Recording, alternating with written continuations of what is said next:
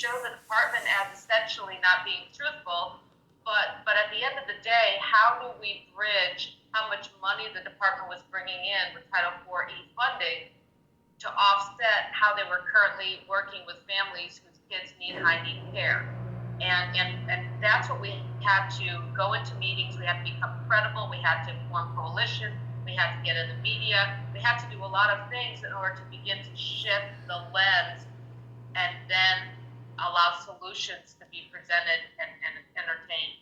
And we ultimately did get that process of voluntarily giving up your child moved out of DCF and moved over to our Medicaid administrator under contract.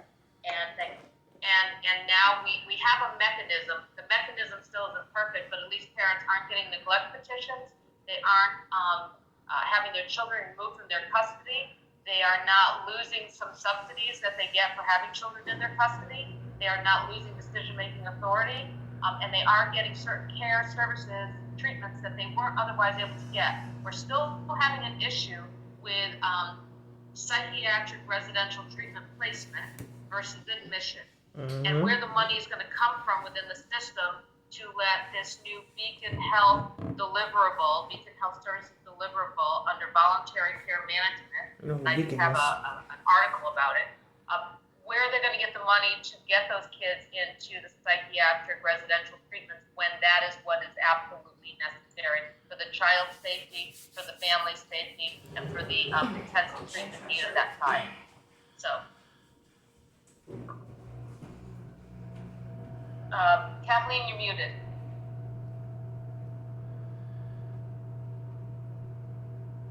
Maureen just helped me out of a case where in November they took my grandson into foster care. And between Maureen's wonderful help and Connie's wonderful help and several other people, we got him out of foster care and legally back to his biological mom. But that was only because we had a lot of smart people and a lot of help, going into it. So it can be done, but we just need to organize ourselves so that we are able to offer people effective alternatives to, foster care and the resources that they need to do it. It really, I don't know, it really turned out well that it just totally energized me to keep working on this crap.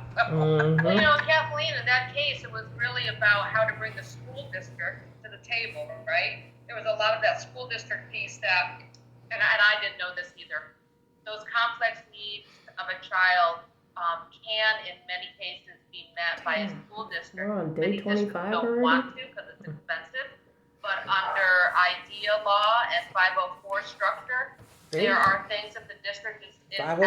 absolutely responsible for. People don't talk And about that. when the child That is needs to be younger, brought up the way to you light word it is to these one damn way. When they're a motherfuckers. little older, the way you word We'll it is bring a that little up today, differently these because idiots. it's about life skills rather than psychiatric They violate that or 501 law. behavioral The health welfare or emotional office, the child disturbance. protection You have violates to that use law. right terminology. And how can You you have to violate that sometimes law? get a lawyer They use involved, it against us, sometimes make us feel advocate, low. depending on the district's willingness When it shouldn't even and make the us feel district's low. budget. Make it seem Sometimes like an we're doing advocate crime. can Like, what the fuck? help you get those complex needs services for a Oh, child because without you needing have the depression, you're lawyer, never going which to is get your cost children back. And $10,000 not to according to the get 504 law. so Mm-hmm. every 504 law district says you is can raise different, your every child state is if you got a different, mental every illness. situation is different, Yep. and if we can really hone our They notice network, that Kathleen they and knowledge Amy that and you don't Sarah, if we have really that skill that nationalize our normal network people They have. of advocates, But you still can we do it. should be Mhm. able to, with the help of Zoom, Yeah, I may not be able understand to zoom everything, into but a lot of these I made it meetings this and far have with our my individual children. expertise help all across the country That's why I said when don't these mention cases nothing that they come say. up and they find Don't make yourself that feel the guilty because what network they say and then you go, hey, I do know. So any other Man, questions stop. or any other thoughts Mhm. or comments or whatever? This is our kind of our last morning here together. We've got one more afternoon session, but if anybody has any other thoughts, this is a good time to share them. Okay, Sarah's hand and then Alexa's hand. Your hand I was just going to say that what you were saying about we all have to come together in advocacy, I think that is a very, very important thing to note. And now, since we're all together, we can just, well, I've got everybody together now. But that's one of the things I think that we are fighting against is the unification of all of the different advocacy groups. There's some say defund, some say reform, some say this. We all have a common goal, and that's to make sure that the families and children Defund the that we all motherfuckers. serve and that we all advocate for are best serviced and upheld and respected within these family courts of law. And we all have, the same common theme and goal here. So, I think that it's a potato, tomato kind of thing. Mhm. Yes, it's deeper than that, but at the end of the day, we all have a unified purpose and a unified goal, and it's important to remember that as we all, go back. Once this is over and we all go back to our separate groups and go our separate ways, we need to come together and make a unified plan and To address to. Connie is going to have a cabin out in Tennessee that'll fit about 10 or 12. And so she's going to, this summer sometime or another, have another conference. And then I own the Bigfoot Lodge, which should be finished She really talks a soon. lot, So yeah. it's like mid-September, I'm going to have another Talks more than conference Heidi. out at my lodge that I won't have to pay for lodging for you guys. And we'll have a big conference and try to figure out what to do from there. So we're going to start trying to meet about 3 times a year and then as Zooms. What my hope is that you guys contact each other. Everybody, special skill, whatever it is. And whenever the need is for that skill, we can contact each other. This is what it is. But when for the 3rd or 4th or 5th time they tried to come after my grandchildren, and I was able to pick up that phone and call Connie, call Maureen, and call all of these other people to help me. My God, that was just wonderful. But we need to do that kind of on a national level. Absolutely. Kathleen, we have a couple hands up and we have a couple comments in the chat. Amy writes, we really need to have a comprehensive ongoing dialogue after this conference has come to an end. And Bossy, I don't know, I forget what your real name is, but how are we addressing the contracts for care is a question. So we will get to that question for sure. Contracts for care between the department and the service providers, is that where that question emanates from?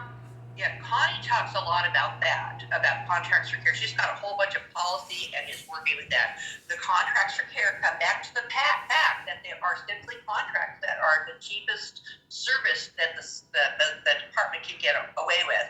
And then they don't match service to person. In other words, they have one class, everybody goes through it. If that class doesn't work, you go through that class again. Mm. They call it murder No trial. data, it was not set up in a way to where we can do it before and I love after, it. or do a 1-year check after, see how those parents did based on the parenting classes. We are literally like reading them poetry and assuming that it's going to inspire them to be good parents. There's no objective data there. And so we need to, as a fundamental, absolute need, and the Family First Act does require that. I mean, we already have in the Family First Act regulations that the therapies work, they be research-based, they prove that they work, blah, blah, blah, blah. This is, again, that Title E portion that is for the foster children only, that are able to use service providers that are absolutely worthless. Hey, hurry up, we gotta get off in a minute. Worthless providers, because if they give you an intervention Blah, and you're blah, better blah, and you blah. go off and pull the child up, then they don't get the bonus. And they don't for the You child hear me anymore. in the So background saying that their you're black. financial incentive is to always I'm finna put this on the Facebook. child, no matter Oh, what no. Why you talking a lot? Everybody's And like, what the fuck? I've sat in on a lot of the working groups in Connecticut around the implementation of Family First. So everybody and else we're could get a talking taste a of lot about that. But we're what we talking about doing. it. Our plan is being submitted in May. How that trickles down into function and programming once we begin to roll out Family First changes, has yet to be seen. But all that is being talked about in Connecticut, and I think every state is looking at Family First legislation through their own lens, and so every state's going to be different, at least for the first 10 years, on what actually rolls out in each state as a result of Family First. Yeah. Okay. Any other questions out there, Alexis? Alexis? Alexis, I think you're on mute. No, not anymore. Oh. It's not really a question, it's a comment. I really like that she brought up the Section 504 law, because not many people know what that is. It's basically anybody that has a mental illness or a disability, and we are technically supposed to be followed underneath the Americans with Disabilities Act. that is if like you meet with a therapist or a psychiatrist or a doctor and they diagnosed you with the disability, whether it's depression, anxiety, PTSD, or whatever it may be, you are definitely considered underneath the Americans with Disabilities Act. And I just wanted to bring up that, like, I didn't really get to share much about my story because, like, you know, there's so many of us. So I just felt the need to, like, step back for a little bit. So that's why I haven't really been talking as much. We got plenty of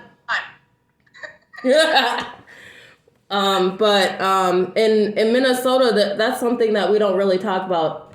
In my opinion, I think, like, as you know, all 50 states, we need to actually dive into and talk to our legislators about the Section 504, explain to them what it is, and telling them that they need to look at that. Because I don't know if it's the same for other states, but in my case, they're using my disability against me and saying, oh, well, because you got depression and you have a learning disability and anxiety and PTSD, you're never going to get your children back. And they're trying to, you know, they're blocking me from permanent housing. I can't even get any income. I can't get on Section 8 anymore because every time I try to apply for something, they use my CPS against me.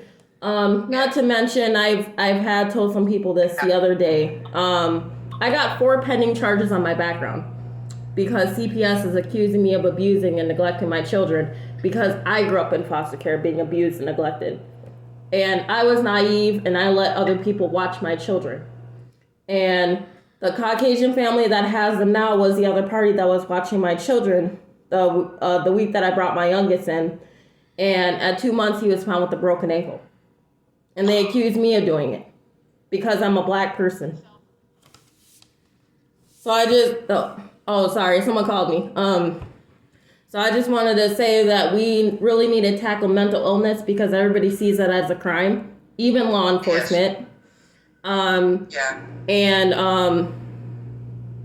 I gotta get off in like 6 minutes, but like I also wanted to say that we are meeting with some people from Tina Smith's office.